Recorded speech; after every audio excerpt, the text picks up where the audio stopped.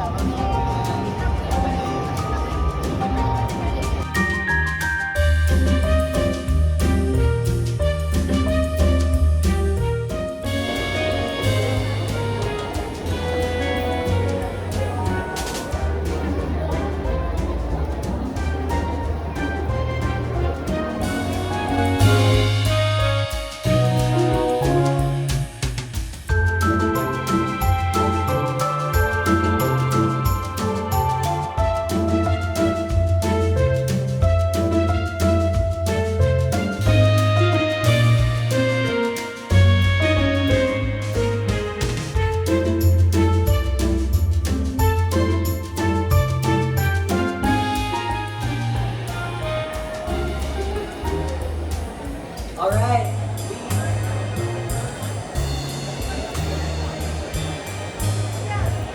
Alright, we have another yapper.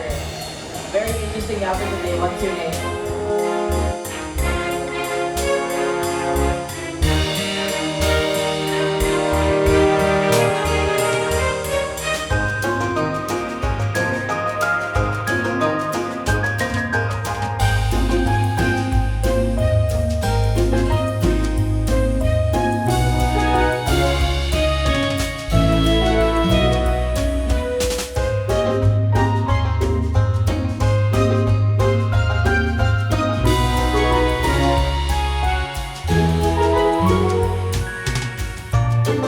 Fold it and it creates all of these even layers separated.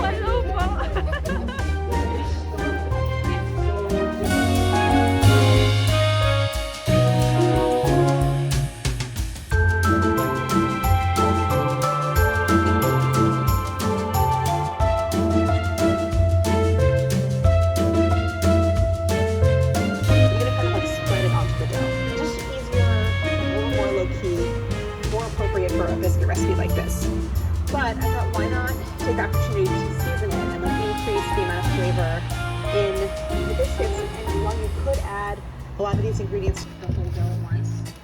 So if you're like not as confident with dough, you might want to just like use.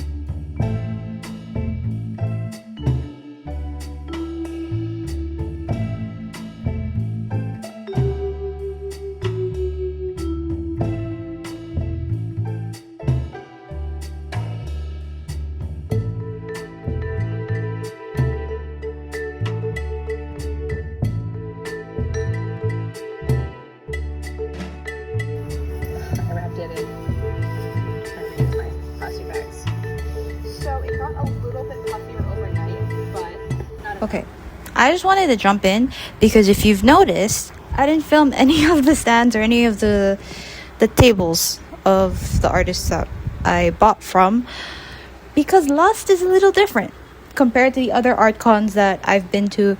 Lust was specifically 18 plus because of the kind of work that was being sold, as well as the extracurriculars. Yeah, people were encouraged to dress up. Well, more like dress down.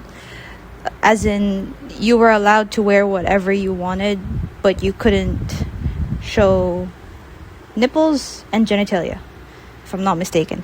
But everything else, free to show. Like, you could wear tape, probably, and you would have been fine. It was kind of kink safe, I guess. Well, they tried to market it as kink safe. They even had like this one area that was like the puppy pen. No one was in the pen, unfortunately. I don't think there were that many puppies around. I think I only saw one person with a pup hood, and that was about it. It's called Lust. You can tell by like in the name itself that it's PG-18. With that, artists were selling art that had nudity, both lewd and nude art. So tits out, dicks out, all that jazz, you know. They also had stands that were selling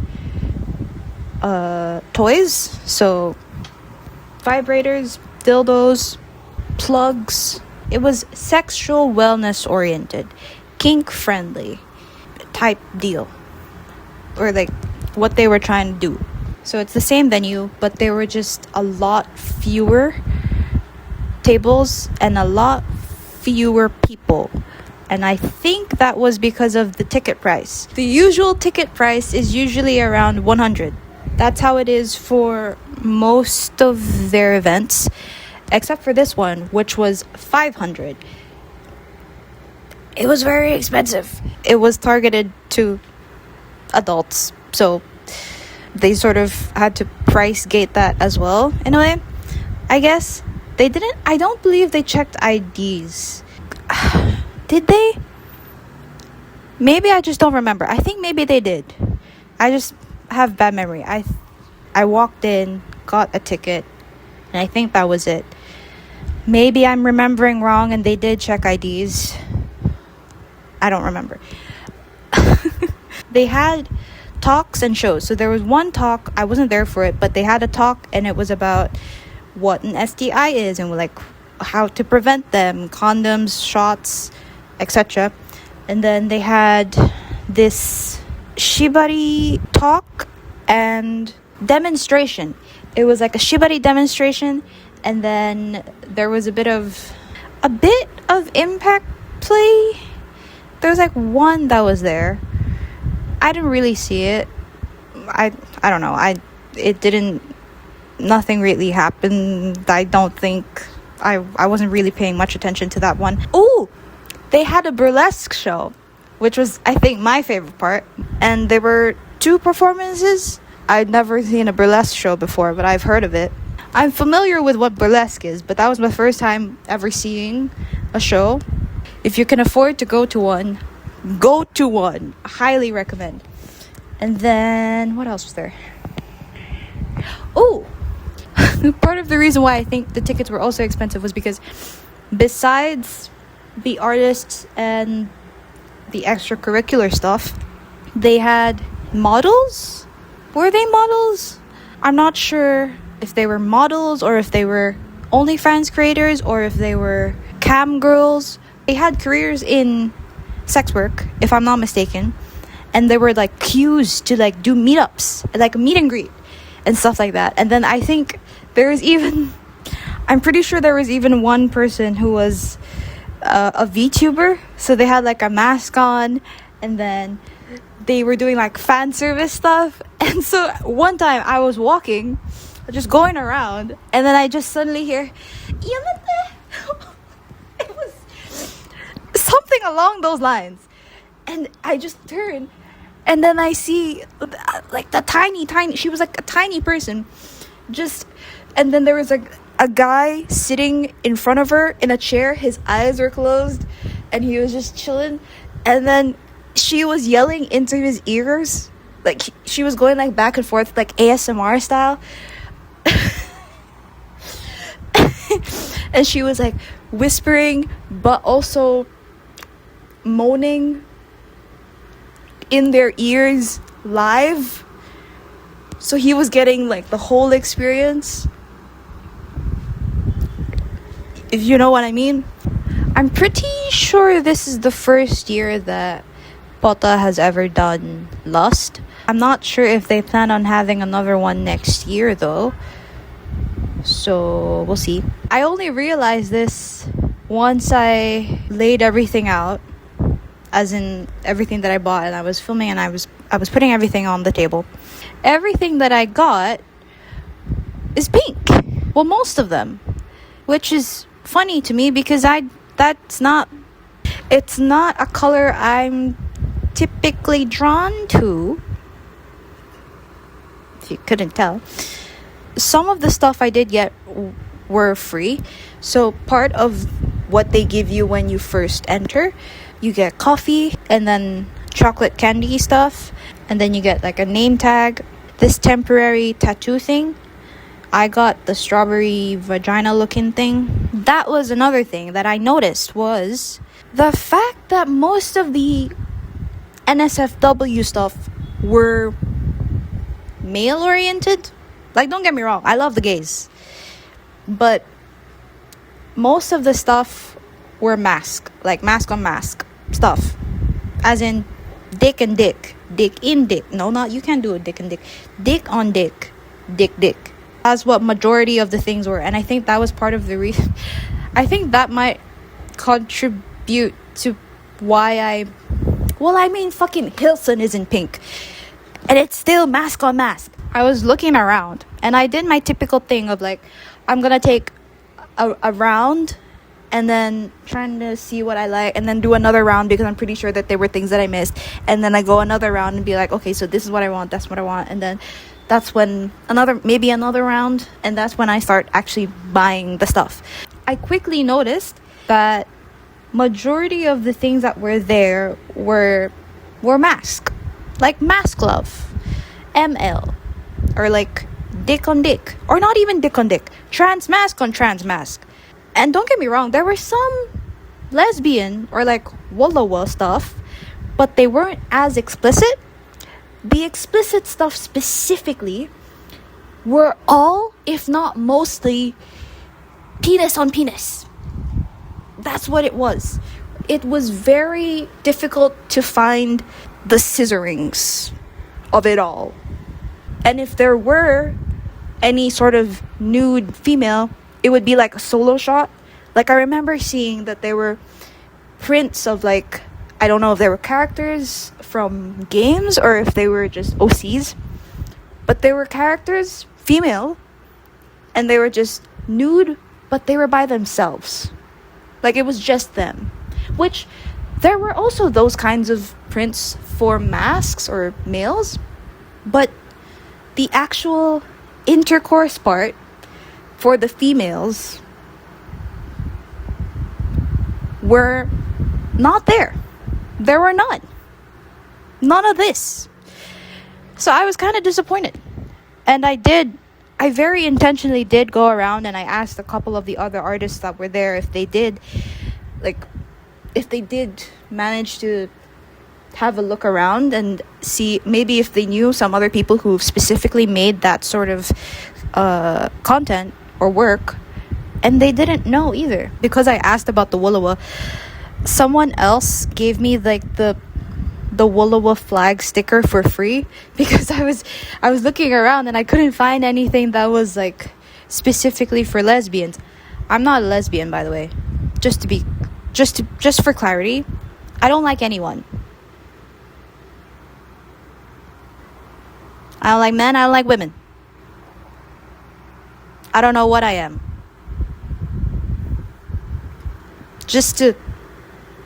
I'm fighting really hard for Woolawa, but like, just to be clear. Yeah, that was one complaint about it. Well, besides the ticket price, I don't know, I thought it was okay. I enjoyed the burlesque show. I would say that was worth it. Maybe they'll do another one next year, and maybe there'll be more Woolawa. I'm clearly remembering how explicit the man-on-man were. Different positions, the perspectives of legs spread, fountains like shooting out.